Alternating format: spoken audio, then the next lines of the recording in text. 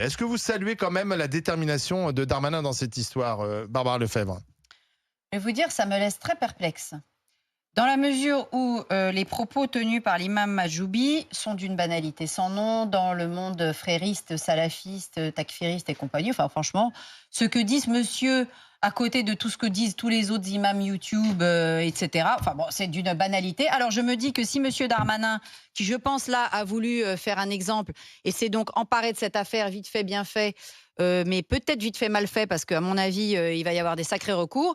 Alors je me dis, il va falloir que monsieur Darmanin ouvre une compagnie d'aviation, parce que des imams qui considèrent que... Ah, mais ça, c'est pas un argument. Non, mais C'est pas parce qu'il y en a d'autres qui le les font qu'il faut pas le imams faire. islamistes, fréristes, salafistes, c'est le profil de ce monsieur, qui disent que la communauté des croyants, l'Oumma, est supérieure à toute forme de communauté nationale, qu'elle soit tunisienne, algérienne, française, italienne, etc. C'est ça qu'il a dit dans son histoire de drapeau. Il y a d'autres prêches, dans l'arrêté d'expulsion, il y a d'autres prêches qui non, sont mais de cités. toute façon, les fréristes et les islamistes, on connaît leurs obsessions, il y en a deux. C'est les femmes, qu'il faut enfermer ou bâcher parce qu'elles excitent les hommes. À mon avis, c'est eux qui ont un léger problème de libido, mais enfin, apparemment, c'est les femmes qui excitent tout le monde. Et puis, l'antéchrist qui va revenir, souvent d'ailleurs, sous la forme des juifs. Donc, on connaît leur délire.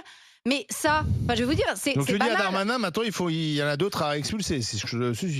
Bien sûr qu'il va y en avoir quelques centaines d'autres. Heureusement que tous les imams de France ne sont pas comme ça. Heureusement que la majorité des imams de France ne sont pas comme ça. Mais beaucoup d'imams dans des petites mosquées, des petites mosquées associatives. Là, c'était une mosquée qui avait pignon sur rue. Le maire venait dans cette mosquée. Le bâtiment était communal. Voilà. Et je dis juste une chose. Quand on a des services de renseignement et qu'on a une mosquée qui s'appelle la mosquée At-Taouba, c'est-à-dire qui fait référence à une sourate du Coran, de la tradition médinoise, qui est particulièrement violente, qui en appelle à tuer les associateurs, les mécréants, etc. C'est-à-dire c'est une sourate qui donnait le nom de cette mosquée en référence à cette sourate, qui est une sourate éclairer les gens. Et qui est une sourate très diffusée dans les courants djihadistes. Disons qu'enfin, on a compris le profil du monsieur. Maintenant, les règles de droit ont-elles été respectées? Ça, on verra, il y a un recours. On va voir. Et deuxièmement, si on commence comme ça, M. Darmanin, je pense qu'il a mis le doigt dans un engrenage. Il va falloir lui demander d'en renvoyer beaucoup d'autres. C'est ce que certains déjà s'empressent de lui dire, comme toi. Mehdi Guezard. Quand tu vis dans un pays, de surcroît avec un titre de séjour, tu te dois de respecter les lois du pays en question. Donc, c'est pas parce que je suis musulman que je vais défendre l'indéfendable et que je vais défendre bec et ongle une personne qui fait des conneries. Ça, c'est le petit point de précision. Que la justice ait tranché, que le ministère de l'Intérieur plutôt ait tranché pour l'expulsion de cet imam, c'est sur décision du ministre de l'Intérieur et du préfet. La justice fera son affaire, il n'y a aucun souci. Moi, ce que j'aime pas, c'est quand on fait un mélange des genres, que cette pseudo-imam ait dit des conneries, c'est un fait, c'est avéré et il n'y a pas de contestation possible. Quand moi j'ai vu la défense de son avocat hier soir, je me suis dit, il n'a pas pris la meilleure défense justement pour pouvoir essayer de le protéger. Donc en fait, il s'enfonce de plus en plus et de jour en jour. L'avocat avait au début plaidé le fait que c'était un malentendu, qu'il ne parlait pas très bien français, etc. C'est un lapsus. Donc à un moment, voilà, encore une fois, je le dis, j'ai pas des œillères parce que je suis musulman et que tout ce qui concerne ma religion, je dois dire comme quoi tout est beau, tout est d'accord. Par contre, Barbara, là où je suis pas d'accord avec toi, quand tu me dis il y a des centaines d'imams qui font des... Alors, il faut savoir une chose, chère Barbara, c'est que dans les mosquées, 99% des imams sont des imams autoproclamés. Sont des imams... S'il te plaît, Barbara. T'es aussi musulmane, Barbara, donc t'es écologiste, t'es chrétienne, t'es aussi musulmane. En fait, t'as tout, t'es professeur. D'accord, donc il faut être musulman pour parler. En tout cas, je pense avoir beaucoup lu sur l'idéologie frériste. Je pense que je suis beaucoup plus parti dans des mosquées que toi, Barbara. Et que j'ai beaucoup plus entendu, moi, de prêches que toi, Barbara. Alors, qu'est-ce que tu voulais dire dans ces mosquées? Dans 99% des cas, ou 90% des cas, 95% des cas, les imams qui sont dans les mosquées sont des imams qui appellent à la paix, à la tolérance, à la fraternité. Que cet imam soit un abruti et qu'il ait fait de la merde, c'est un fait, c'est écrit, c'est vu, c'est sur vidéo, c'est filmé, il peut pas dire le contraire, d'accord? Mais encore une fois, s'il vous plaît, il ne faut pas mettre... faut pas penser que tous les imams sont là pour dire que la femme n'a pas de valeur, que la femme est dévalorisée, que la femme est dévalorisée, que je ne t'ai pas dit, Mehdi, que c'était que le drapeau tricolore. Tu penses pas qu'il y a un problème avec un certain nombre d'imams YouTube? Excuse-moi. Avec les imams des réseaux sociaux. On s'en fout des imams YouTube. Mais c'est eux qui sont le plus écoutés par la jeunesse musulmane. Moi, je parle des imams dans les mosquées. Arrête de tout mélanger, Barbara.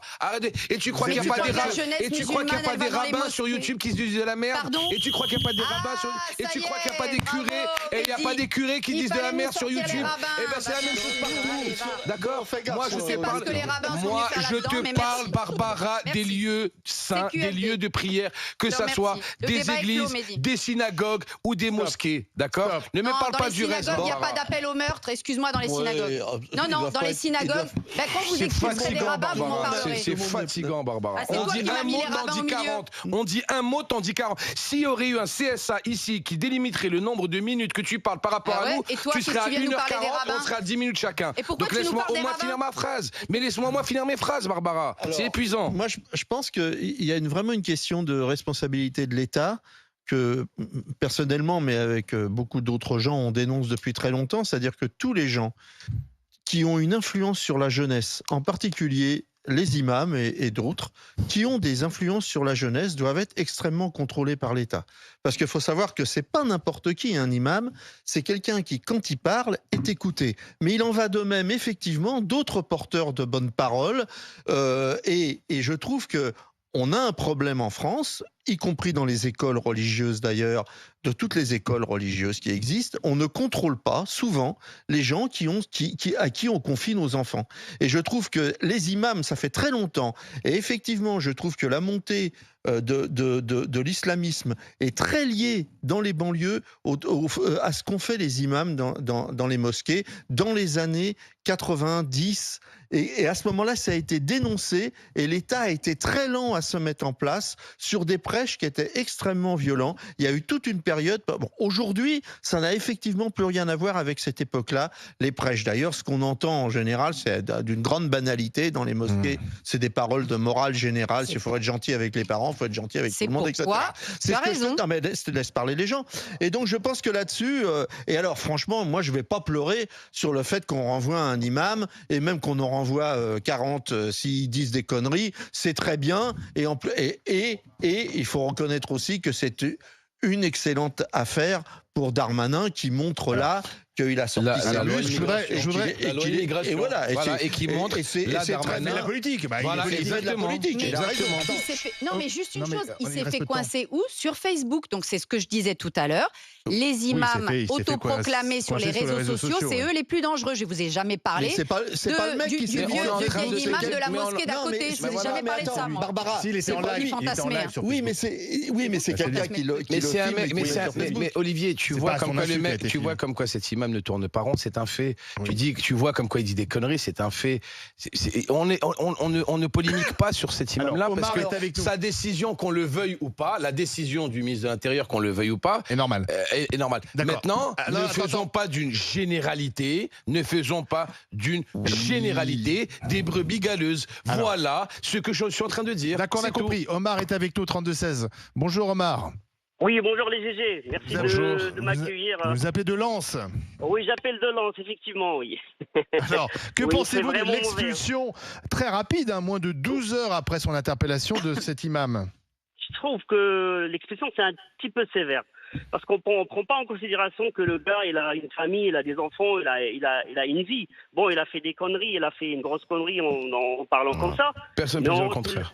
Bien sûr, on aurait pu tout simplement le convoquer, le mettre devant les faits, lui donner un avertissement, l'interdire de prêche. Il y a plein de trucs à faire, mais tout simplement, directement, le condamner comme ça et l'envoyer en Tunisie et laisser sa femme et ses enfants ici, je trouve que c'est un tout petit peu sévère, sincèrement.